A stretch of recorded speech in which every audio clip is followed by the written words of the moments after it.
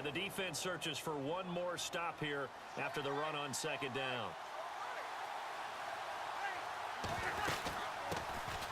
They'll run it for the first time with Alvin Kamara. And he is knocked down and then landed on pretty awkwardly at the 21-yard line.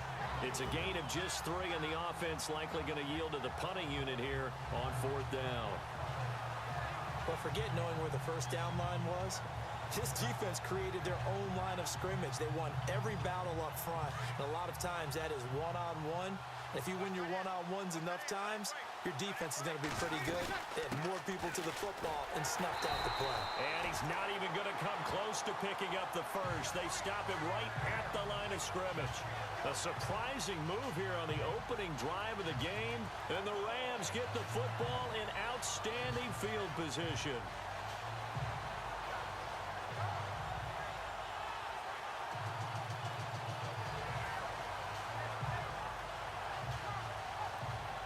Now the Rams offense, they work their way back on the field.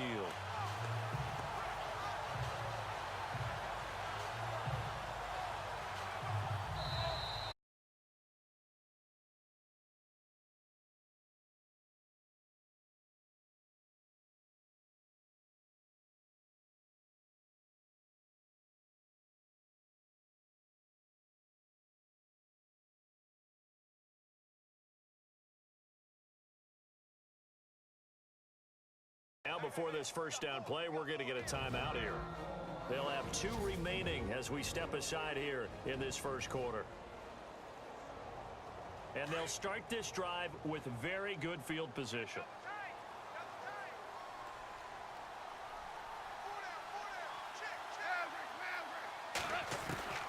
On 1st and 10, Goff forced out to his left. And all the way down inside the 5 to the 4. A nice job there on the escape and scramble. A first down, a 16-yard gain. Partner, as a quarterback, sometimes you just got to know when the clock has gone off in your head, it's time to go. Tuck it and get all you can. On first down, it's Gurley. And he takes it across for a Rams touchdown. Todd Gurley taking it in from 4 yards out. And the Rams are going to take a first quarter lead.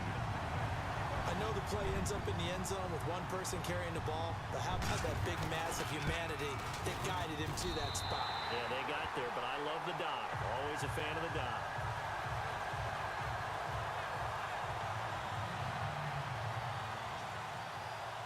Zerline out now to kick this one away. This is fielded a couple yards deep. And he probably should have stayed in the end zone as he'll muster a return up to only the 14-yard line. Well, conventional football 101, tells us if you don't get it back to the 20-yard line on a kickoff return, that's a disappointment. But some of these special teams coaches, with approval by the head coach, they give them full authority to go ahead and bring it out and try to be aggressive. Almost what we call the green light, red light theory. Green light means go, red light means stop. Looks like he had green on that play. And he's going to lose yardage here back to the 12-yard line. It's a loss of 2 there, bringing up second down. And the offense there, the O-line, everybody really on offense, they were just manhandled at the point of attack. Yeah, you could pretty much call them all out, couldn't you? Almost by name, right? That was a very tough sequence for the offensive line. But how about that defensive front? Creating a new line of scrimmage and creating a lost yardage possibility. And they're behind the sticks here a bit now, dealing with a 2nd and 12.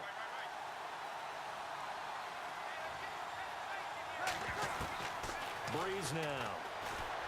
He's going to loft one deep left side here. He's got him in. Complete. Willie Snead all alone. Touchdown, New Orleans. Willie Snead, 88 yards. And the Saints are within an extra point of tying this thing up. Coming into the year, Breeze, 465 touchdown passes, add another one to the total. You know, it's funny, I just talked with his college head coach, and he told me that when Drew was a sophomore at Purdue, they weren't sure he was truly the starter, even though he started the opening game, and he made a play early in that one where the coach got on the headset and told the rest of the staff, well, fellas, We found our quarterback. Now we got to make sure we find the rest of our team. Breeze hasn't looked back since. They'll try and run with Ingram.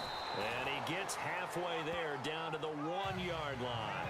So what do you think the mindset was there? You can tie it with a PAT here first half. Why go for the lead right now? The old school mindset says if you have a better team, you just go ahead and continue to try and dominate. There's also a school of thought, if you don't think you're quite as good, finally, I just think this is analytics coming into the game. Someone saying the more you go for two, the better your chance of actually getting them.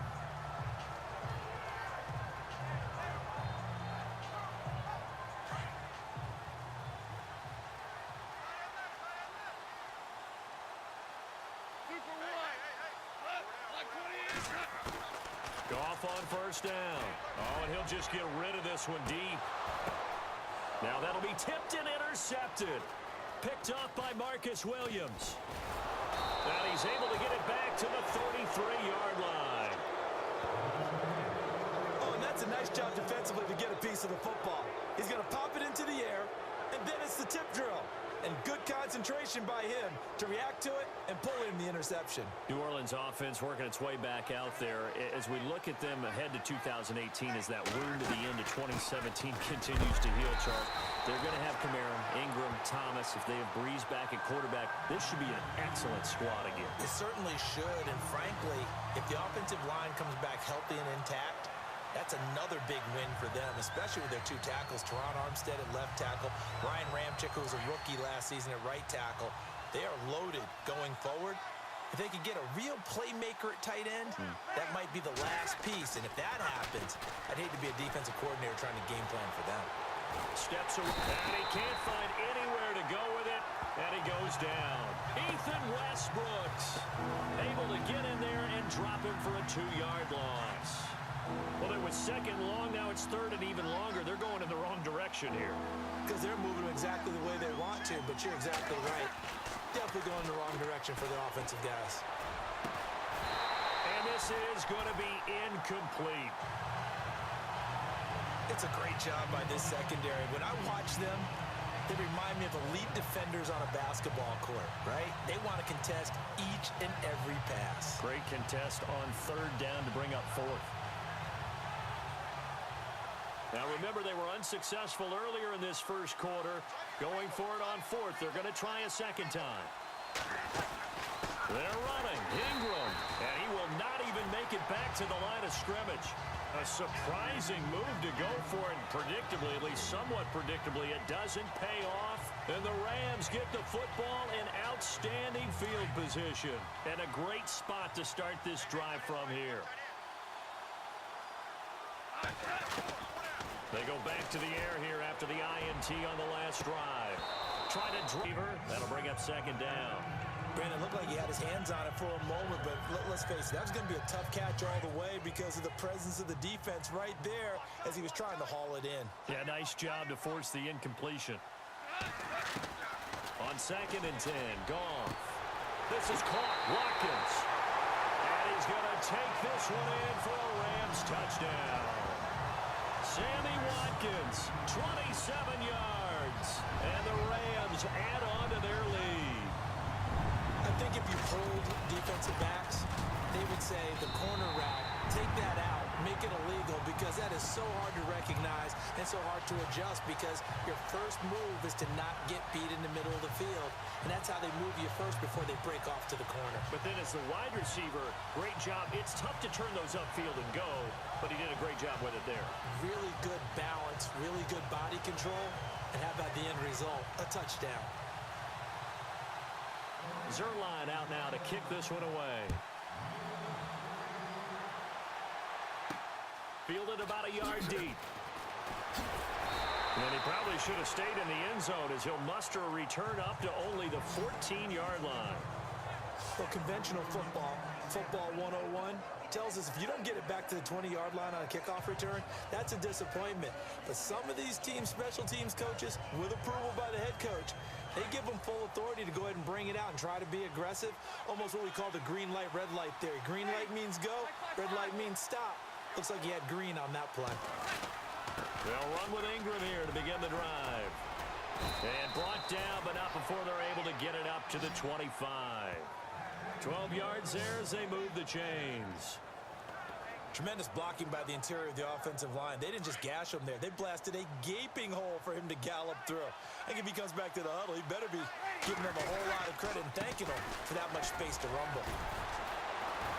Only a couple there as he'll be brought down about the 28. We haven't seen much from him running the football here in this first quarter. No, you're right about that. We haven't seen much of him at all so far. They've stacked him up pretty well, but when you're trying to run the football, sometimes you got to play the long game. Keep handing it to him, and some of those runs that aren't working now, they turn into 6, 7, 8, and maybe more later on. They run. It's Mark Ingram. And not a whole lot doing there as he'll get it up to about the 28-yard line. He'll pick up only a yard there, and it'll leave him with a 3rd and 7. But now they're in a spot that every team tells us when we have our production meetings they don't want to be in 3rd and long. And that's because those back-to-back running plays just didn't accomplish a whole lot. On 3rd down, here's Kamara. And they take him down, losing yardage back at the 27. He lost 2, and it brings up 4th. Wow, that play got shut down in a hurry. As soon as the snap came, you could see defensively they were just closing in. That was going nowhere. Yeah, you count on your offensive line to give you a little bit of space, a little bit of time so you can make a move. There was none there for him.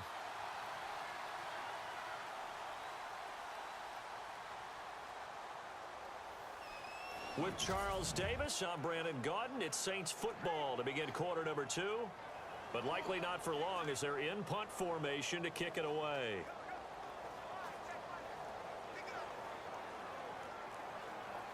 The offense stays put. They failed twice already in this first half, but they're going to go a 3rd time here on 4th down. Bree's going to throw. And he's taken down here by the Saints. Aaron Donald in there to drop him, and it'll be a loss of about 8. So they take a big chance here in their own territory, and you think the coach may have some questions to answer? Yeah, and, normally we focus on the media, right? The social media barrage that he's going to get for this one. How about on his own sideline and in his locker room? Yeah. Because I think the team's going to look at him like, Coach, why would we go for it there? I mean, no confidence in the defense. You don't like the punter? I mean, what's going on here? You owe us some explanations. Boy, a curious decision to go for it doesn't pan out. And the Rams get the football in outstanding field. And he's going to go down. He's sacked back at the 24. Alex Okafor. He's the one that got to him. He takes him down for a loss of 9. It's interesting, partner, that most defenses try and guard the 35-yard line actively because they think the way kickers are nowadays, about a 52-yard field goal, they're kind of giving up points. But you get even deeper into territory, you get into the red zone, they're going to guard it even more, which means more pressure, more blitzing. It's a lot of contact going on there, and in the end, unable to keep 2 hands on the football and bring it into his body. Everything looked pretty good until the finish. And this is caught at the 8. And he'll get into the end zone. Touchdown, Rams.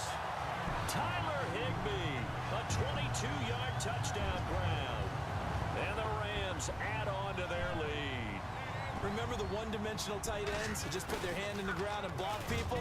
Well, if you're that guy now, you're probably a fullback in an I-formation offense. These and catch. Beautiful connection for a touchdown. I feel like we're going to see more and more of this continue to flow into the NFL game, and that is the quarterback run game. Not successful here going for 2, but it's not something that people shy away from totally anymore either. In particular, do you think more so around the goal line? I think so. Anytime it's short yardage, anytime you can go ahead and keep the ball in the hands of the quarterback who's athletic, you go ahead and do